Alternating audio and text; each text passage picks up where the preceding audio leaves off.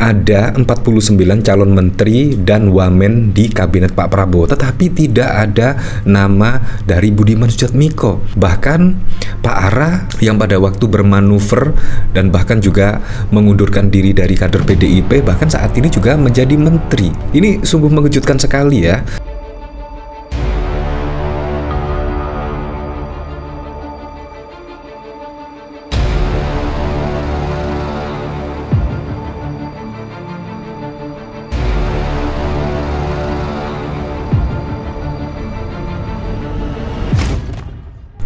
Terus terang saya sangat penasaran sekali ya, setelah Budiman Sujatmiko pada saat lalu bermanuver mendukung Pak Prabowo Subianto dan bahkan rela dipecat oleh PDIP sebagai kader. Saya justru penasaran seperti apa saat ini kiprah dari Budiman Sujatmiko. Apalagi kita ketahui sudah beredar yaitu nama-nama menteri dari Pak Prabowo Gibran. Tetapi yang cukup unik, saya kira itu Budiman Sujatmiko akan berada atau masuk dalam kabinet Pak Prabowo Gibran. Tetapi kalau kita melihat dari sini, ada 49 calon menteri dan wamen di kabinet Pak Prabowo, tetapi tidak ada nama dari Budiman Sujatmiko. Bahkan Pak Ara yang pada waktu bermanuver dan bahkan juga mengundurkan diri dari kader PDIP, bahkan saat ini juga menjadi menteri. Ini sungguh mengejutkan sekali ya. Kalau kita lihat manuver Budiman Sujatmiko pada waktu lalu sangat mengejutkan publik dan bahkan juga disayangkan oleh aktivis 98. Manuver Budiman Sujatmiko yang tiba-tiba mendukung Pak Prabowo Subianto dan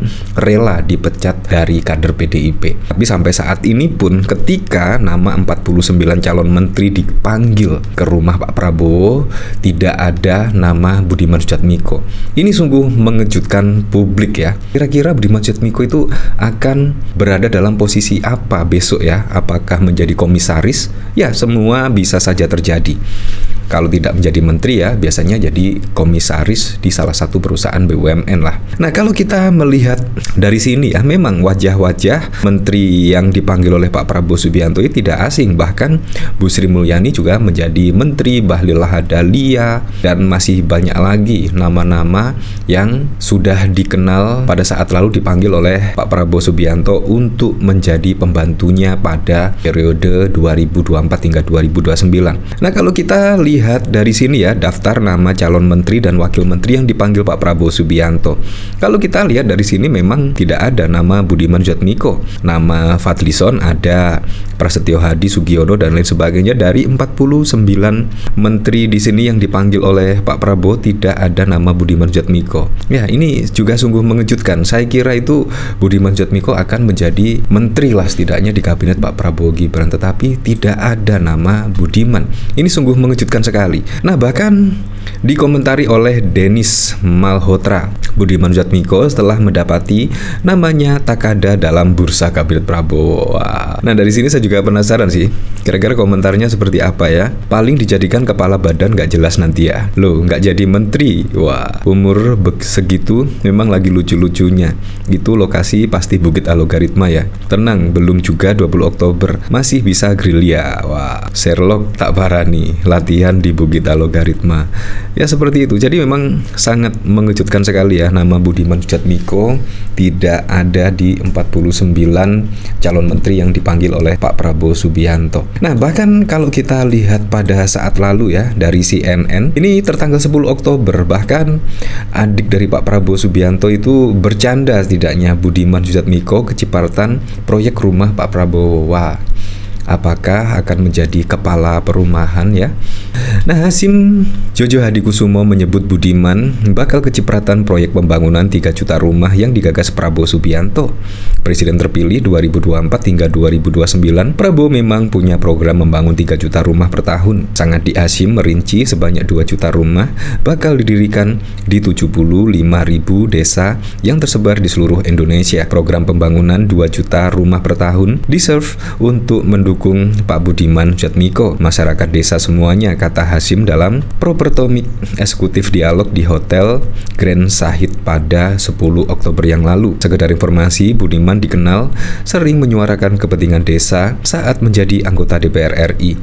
Kala duduk di Komisi 2 DPR, ia menjadi inisiator sekaligus anggota Pansus RUU Desa. Saya suka canda supaya meringankan beban. Sambungnya disambut gelak tawa para pengusaha properti real estate Indonesia.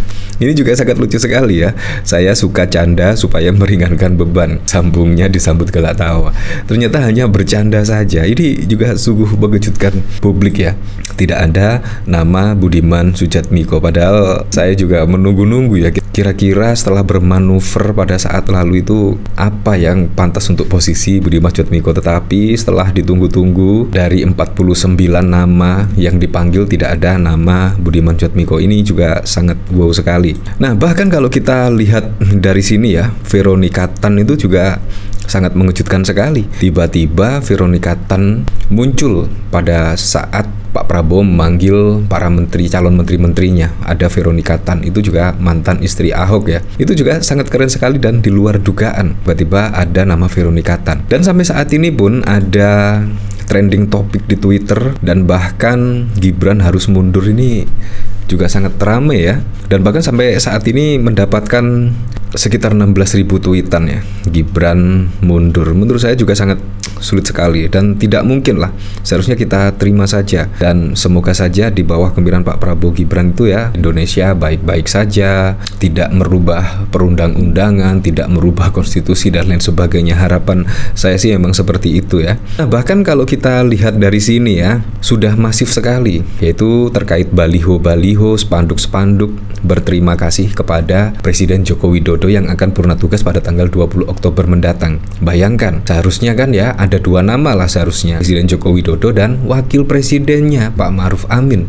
Tetapi dari baliho di sini kok hanya Presiden Joko Widodo saja ya. Ini juga sangat lucu sekali. Nah, bahkan dari IDN Time, Jokowi dapat medali kehormatan perlindungan terhadap rakyat dari Polri. Wah, seperti itulah. Jadi sampai saat ini pun juga masih trending topik di Twitter ya. Ya, ini bahkan dari Kang Utang, dari sekian banyak pejabat tidak ada yang sehebat dan secerdas ini.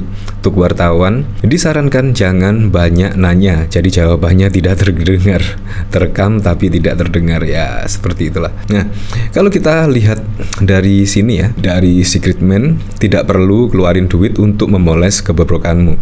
Rakyat pun tahu itu hanyalah pencitraan semata. Terima kasih Jokowi 2014-2024 dari Projo. Ya, menurut saya sih hal yang sangat wajar sekali ya.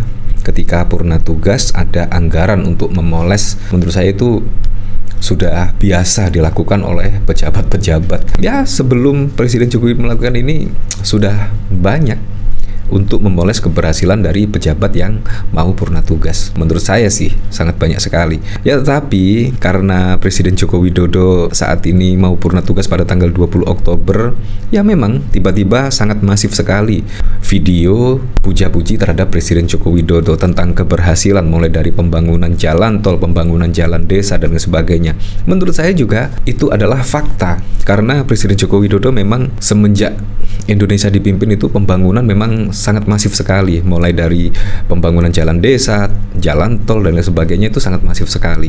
Tetapi juga kalau kita lihat dari kepemimpinan Presiden Joko Widodo di akhir masa kepemimpinan, bahkan juga banyak manuver-manuver politik yang terjadi dan itu juga fakta. Ya, tapi saya berharaplah pada Pilkada Jakarta atau Pilkada serentak besok bisa berjalan dengan aman, berjalan dengan lancar dan yang paling penting berjalan dengan transparan, jujur dan juga adil.